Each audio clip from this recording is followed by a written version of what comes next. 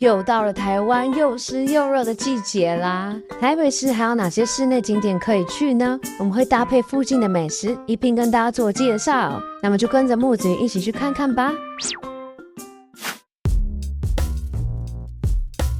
从捷运公馆站4号出口步行约8分钟可以抵达自来水博物馆。非夏季全票是50元，如果是夏季的话就是80。非常建议参加导览，一天有2场，周2至周日的上午10点及下午2点，在自来水博物馆前广场集合，约30分钟。导览的节奏很快，一点都不无聊，而且导览人员很热情风趣，会跟大家互动。参加完导览，基本上整个自来水博物馆也会一次逛完。它有2层楼，导览员会带着大家绕一圈，一边说明，顺便拍拍照。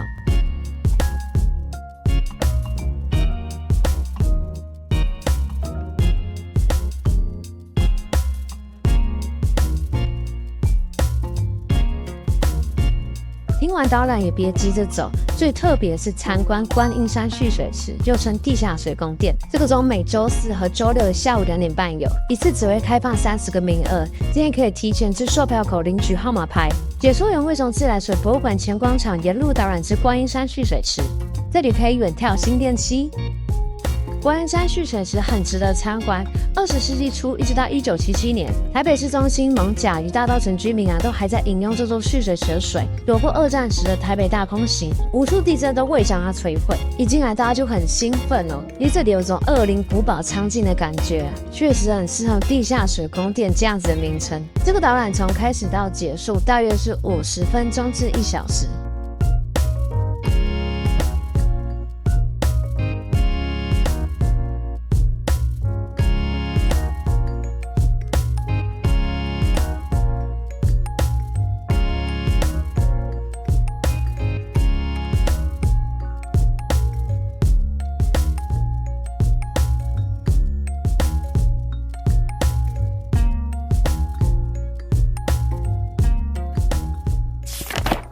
参观完地下水宫殿，可以到旁边的台北宝藏岩国际艺术村参观。以寺庙延伸出同名的违章建筑群宝藏岩聚落，现为艺术村及受保护的聚落建筑群，所以这里还是有一些居民的哦，很特别。这也算是一个半户外半室内空间。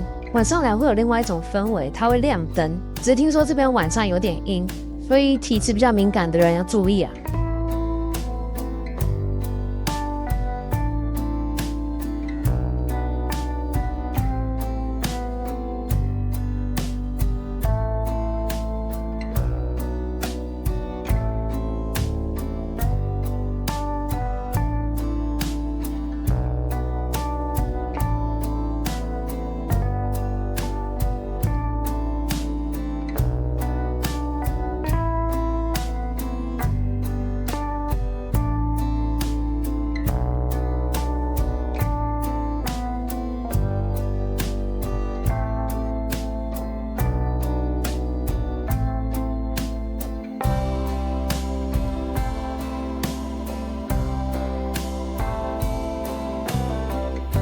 假日这边常常会举办活动，非常的热闹。我们那天去就有遇到，人好多啊！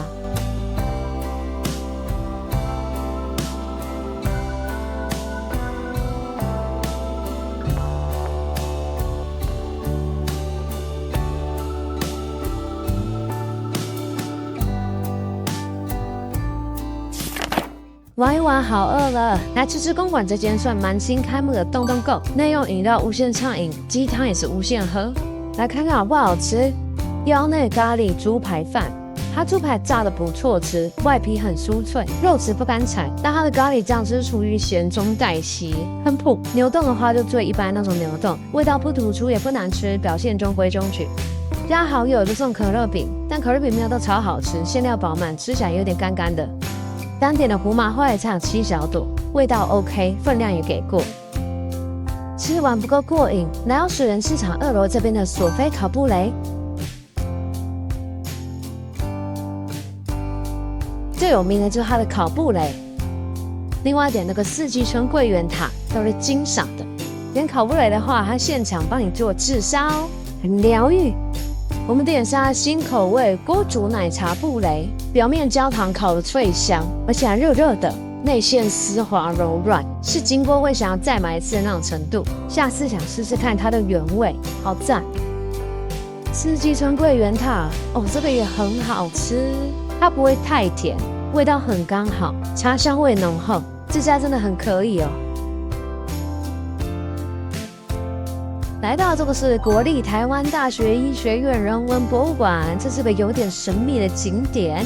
这里曾是日治时期台湾总督府医学部的校舍，建筑始于1907年，曾发生火灾，经修复保存完善。外围有种植多株的枫香树。免费入内参观，它的冷气温度很刚好。内部是一小间一小间的展区，大多为日治及民国时期医学先驱对台湾医学疾病研究的历程及贡献。在这个充满 AI 的时代可以看到这种阳春的展览方式，莫名有种怀念感。在里面可以学到不少的医学知识，展间还蛮节能减碳的，还感应到有人才会亮灯。大概花1分钟的时间，我们来感受一下这边的展览。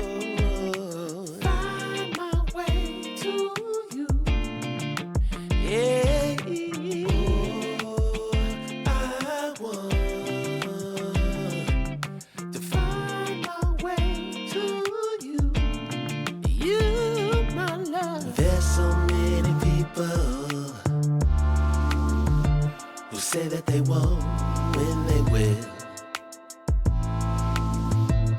I could use some motivation, but I know how I feel. Faster than you like, it's over and that's the end.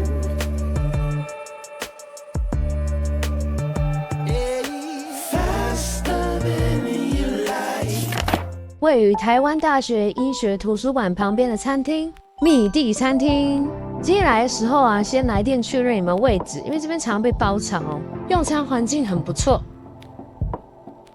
轻食以外，这种主食类都是中午12点后才会供应。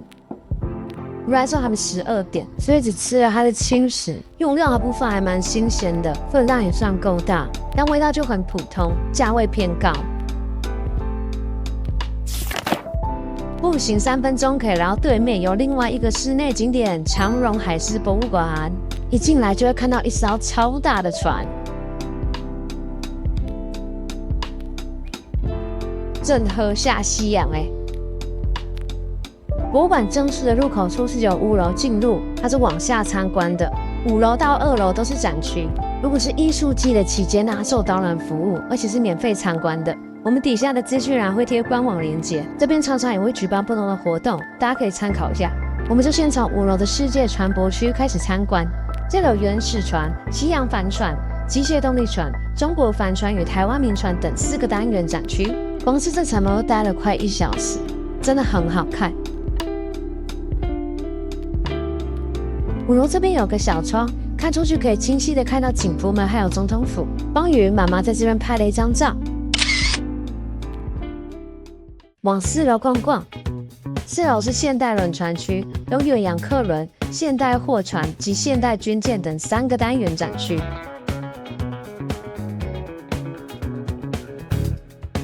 这里有超好玩的射击游戏，我玩了很多场，可以2人1组。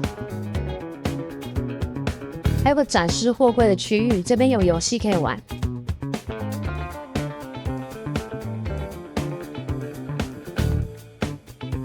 来到3楼是海洋台湾区以及海洋画作区，以世界史的角度，透过多媒体文物、地图等展示手法，诠释数百年来船舶如何成为台湾与海洋之间的期待。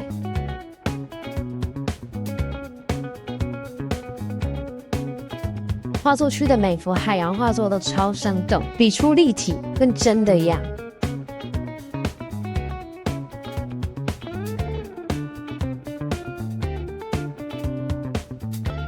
前往2楼看看，2楼是航海探索区，展出船舶建造、驾驶台、机舱控制室、巴拿马运河及卫星气象仪等。这楼互动游戏也超好玩的，可以玩很久尤其是这个灭火的游戏很刺激，可以单人也可以双人。海事博物馆整个逛下来，大概可以逛3个钟头，不开玩笑，很大。我们只是大概拍拍给大家看而已，非常值得来走一趟哦。经营的很用心，而且它这边最棒是每一层都有互动游戏，让你不会闲着，不会逛起来很乏味。逛完之后，我们到1楼的荣雍坊咖啡厅用餐，这里提供各式简餐、糕点以及饮品。简餐一份都是320元，涨价。这是3杯鸡套餐，花生猪脚，这好像是新出的，味道还不错。小菜就是这样，有3格，都是蔬菜类的，蛮健康。汤品提供的也是蔬菜汤，整体吃起来满分10分，给7分。来到台湾文学基地，它是隶属旗东街日式宿舍，是全台北历史建筑保存最完整之街区，包含旗东社在内，里面一共有7栋的日式建筑可以进去做参观哦。进来的右手边是游客中心，从游客中心进入可以来到阅读馆，这里是一个多功能的文学展演空间，也可以坐在这边看书，很宽敞舒适。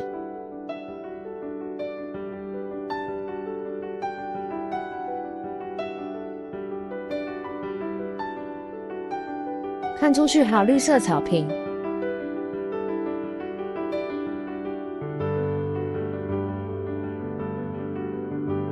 鱼鱼妈妈开心的在庭院散步。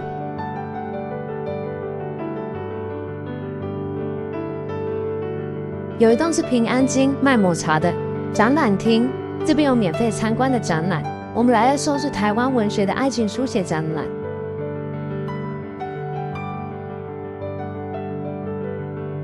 还可以看到3毛的手稿。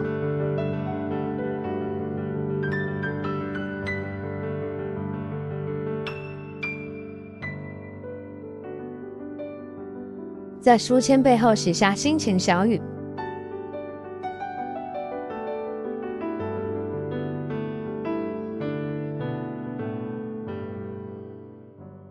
又来到下一栋是创作坊，这栋是展演的交流场域，不定期的会举办讲座、课程、读书会等活动，邀集各领域的专家彼此交流。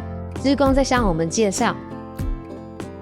它的隔壁栋是文学厝，这边专注于台湾历史故事的演绎和传承，也会举办为儿童说故事的活动。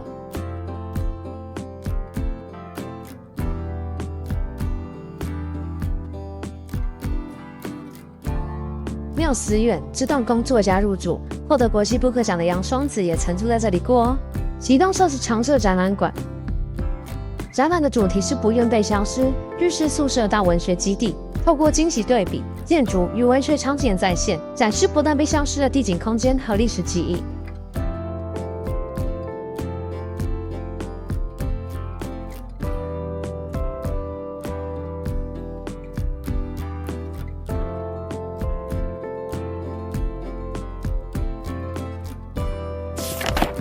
步行1分钟可以来到巧之味，我们一开门就来，拿到号码牌1号，可以看到它的货多新鲜，它是开店前10分钟才送到的。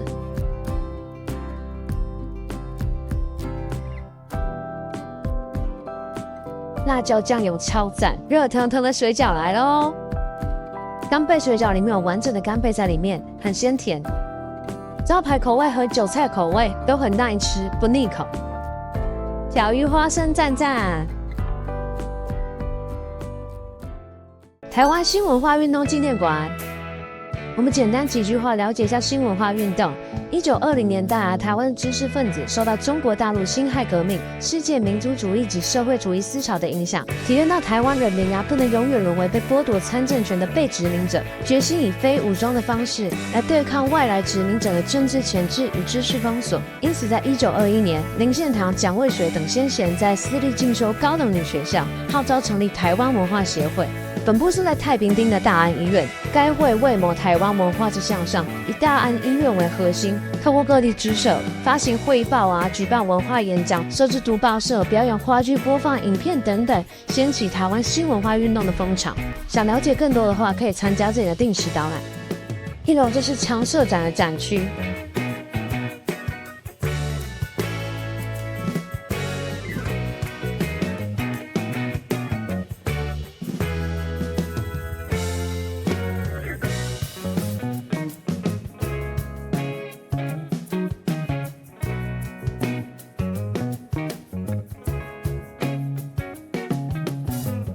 这栋建筑的前身是北京署，是白色恐怖时期羁押政治犯的重点机构，这也见证了台湾民主化的历程。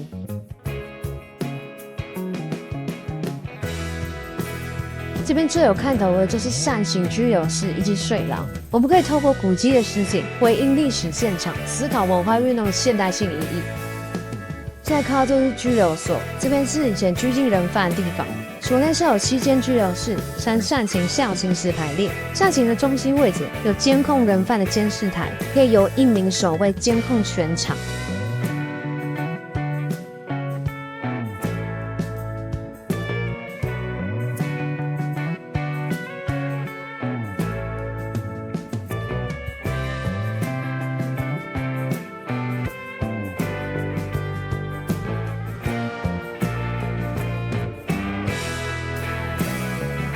水牢是当时警察用来钳制犯人的，牢内最低至最高处约有120公分余。人犯进入牢内之后无法直立，仅能屈身。入水后，人犯无法坐卧，可以想象一下那感觉。逛完1楼常设展，我们前往2楼，这个楼梯间很漂亮哦，蛮好拍的。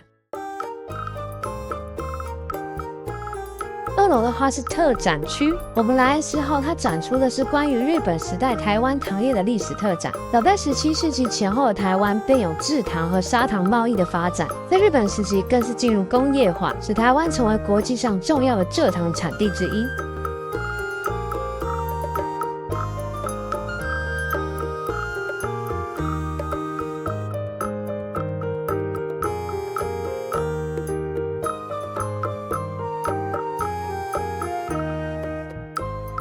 哇，这空间也太可爱了，各种糖果盒。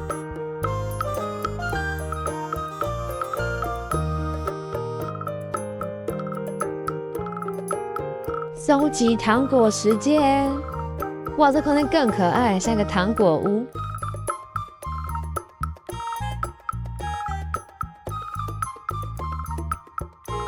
可以拿糖果盒手册，把刚刚收集到的糖果装进这个糖果盒里。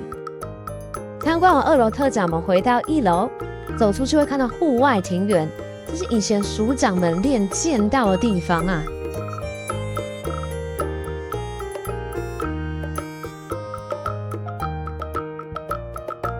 1楼还有一间古迹咖啡厅八金所，也就是北京署的台语谐音，菜单很可爱，像监狱。咖啡厅的旁边有贩卖一些可爱的明信片，还有文创小物可以购买。走出去旁边就是蒋渭水纪念公园了。天气不错的话，也可以在公园散散步。那天有看到一群人在这边写生。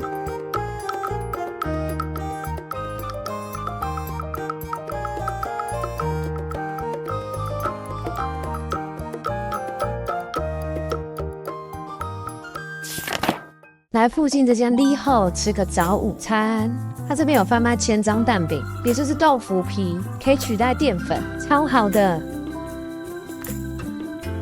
点可颂的话，料也是满满，给大家看一下，可以吃很饱。XO 酱炒萝卜糕，这道真的是超级好吃，传统的古早好味道，是这里的必点。冰拿铁 OK， 蛮顺的。走过10来分钟，可以来到阿嬷家和平与女性人权馆，门票1人30元。复原会保存了超过5000件慰安妇的相关影音、书籍以及730件文物，并收录了台湾59位慰安妇阿嬷们经过苦难淬炼后的生命故事，建立了台湾第一座倡议和平与关注当代性别人权的多功能社会教育基地。在这边可以看见许多的历史伤痕。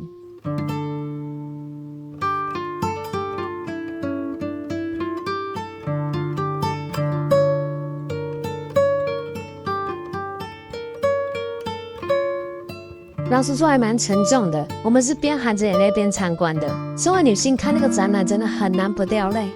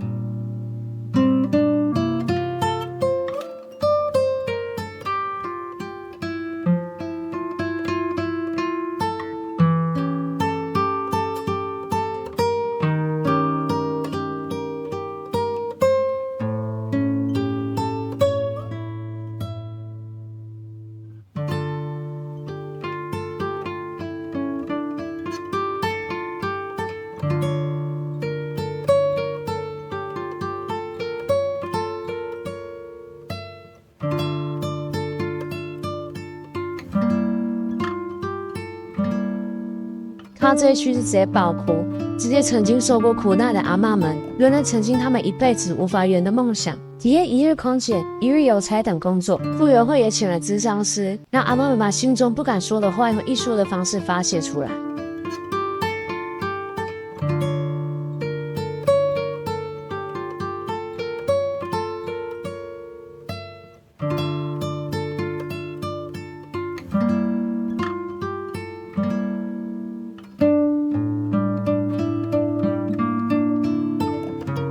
有许多大家留下的纸条。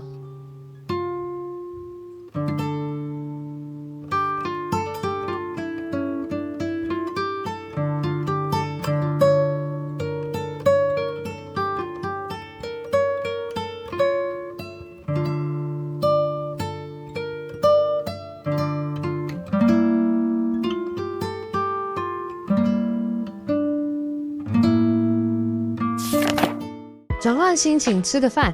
今天店泰国人开的，所以味道是真的还蛮道地。点杯奶绿消消暑，蛮甜的。凉拌海鲜冬粉，这略显不够冰凉，温温的，料也不算多，只是吃起来还蛮新鲜的，调味保有清新感。打抛牛面，这是台泰混血儿，它牛肉不是碎肉，是有嚼劲的，片片入味。面条吃起来像台式油面，辣度选小辣就蛮有感，是道包裹着台湾外衣，内心是泰国味的料理。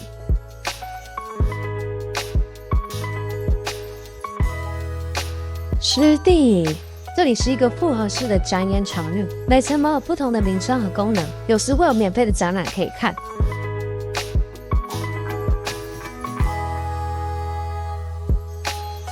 1到2楼是咖啡厅，点饮料就能不限时的享受舒服的空间。有游戏机可以打，还有拍贴机。2楼的话有漫画可以看，还有座位是直接可以这样躺在床上的，超爽。它楼梯间的设计超酷，拍照很有 feel。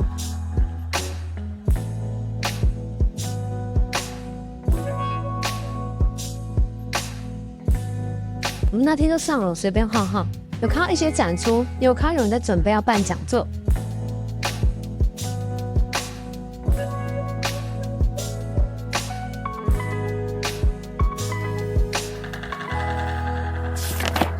从湿地步行约14分钟，可以来到 Vakaza， 这是一间饰品店，它常常会和不同的卡通或是动画联名。有个小角落会布置得很可爱，可以来这边拍照。之前是 Snoopy， 我们来的时候是迪士尼。